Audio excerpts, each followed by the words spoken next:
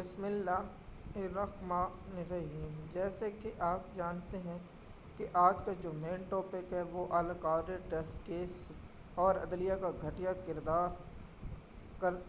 کردار کرنا، اور اس پر ہم ٹاپک بنائیں گے۔ آپ لوگوں سے یہ بتائیں گے کہ القاعدہ ٹیسٹ کیس کیا ہے، آپ اس پر کامنٹ ضرور دیں۔ دیکھیے، القاعدہ ٹیسٹ کیس میں عمران خان کو 2025 17 جنوری کو سزا ہوئی، اور اس کے بعد عمران خان کا کیس درخواست دائر کی گئی تھی کہ اس کیس میں عمران خان کی سزا معطلی کر کے عمران خان کو ضمانت دی جائے۔ لیکن اس میں گھٹیا جو جج تھا، عامر فاروق تھا، اس کو عدالت سپریم کورٹ میں جانا تھا، اور اس سے وعدہ کیا گیا تھا کہ آپ کو آئینی عدالت میں لے کر جائیں گے۔ تو اس لیے اس گھٹیا شخص نے اس وقت عمران خان کا کیس مقرر نہ کیا، اور گھٹیا جج کو وہاں آشم ڈوگر کو لایا گیا، جو انصاف کا، انسانیت کا جو قاتل ہے۔ میں حیران ہوں، ایسے جج پیدا ہی کیوں ہوتے ہیں پاکستان میں اس طرح گھٹیا جج پیدا ہو کر انصاف کا، شریعت کا، اسلام کا مذاق اڑاتے ہیں۔ ان ججوں نے ہماری شریعت، اسلام کا اور جو ملک کا نظریہ تھا کہ ہم نے اسلام کے نظریے سے بننا، اور عدلیہ ہماری ایسی گھٹیا ہے کہ انصاف کرنے کے قابل جج نہیں ہے۔ یا اللہ، ایسے ججوں پر لعنت ہو، اور ایس کی پیدا کرنے والوں پر بھی لعنت ہو، جنہوں نے انصاف کا،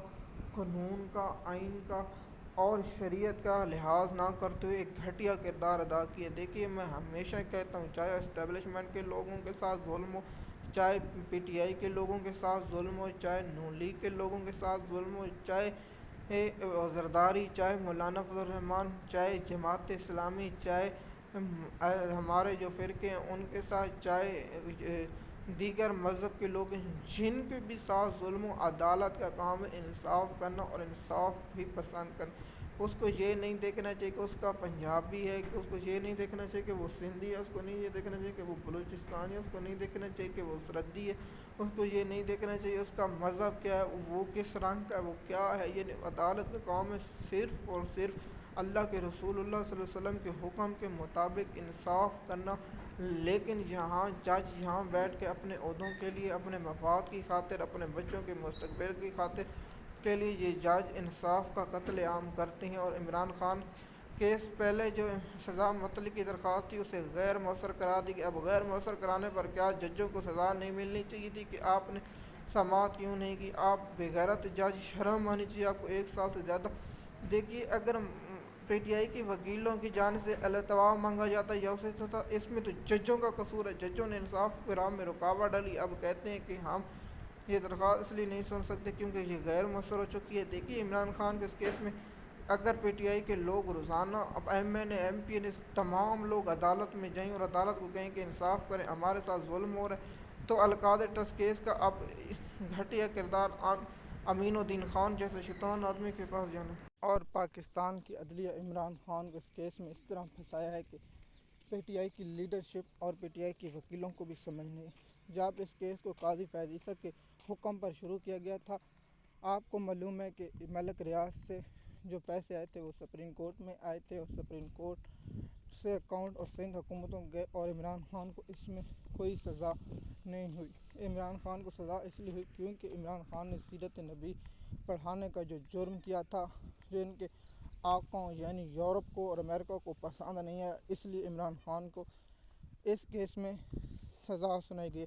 پی ٹی آئی کی لیگل ٹیم نے سب سے بڑی غلطی کی تھی کہ جب اس کیس میں عمران خان کو سزا ریفرنس قلمدم کرا دینے کی درخواست دی گئی تھی، تو اسلام آباد ہائی کورٹ نے کہا کہ اس کو دوبارہ لے جائیں۔ ہم وہاں سلمان صفدر کی بہت منتیں کی سپریم کورٹ چلے جائیں، لیکن سلمان صفدر نے کہا کہ میں عمران خان کو اس کیس میں سزا نہ دلوائی تو میرا نام منہ کالا کر دینا۔ تو پھر